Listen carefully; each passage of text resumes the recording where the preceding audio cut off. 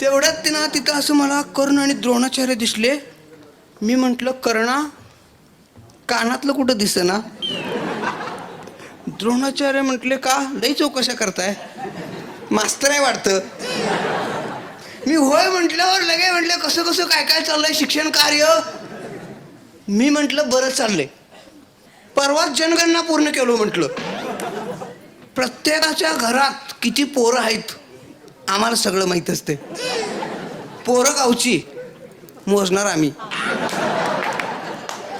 चुकायला नको म्हणून गावात एखादं नवीन लग्न झालं की आमचं लक्ष त्याच्या घराकडेच असतं.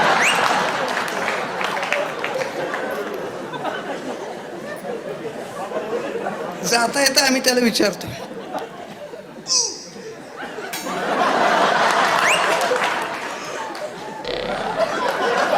कितवा महिना. पोरग 5 वर्षाचं होईपर्यंत पोलिओचा डोस आम्हीच देतोय म्हटलं. द्रोणाचार्य म्हटले तुला शिक्षण कार्य विचारलंय, शिक्षण कार्य. मी म्हटलं मी काय सांगालोय मग, अरे शिक्षण कार्य.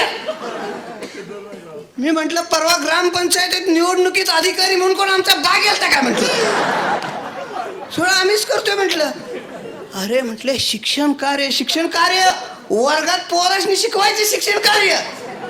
मी म्हटलं ते होय, ते पोरं आपलं आपणच घरात शिकतात.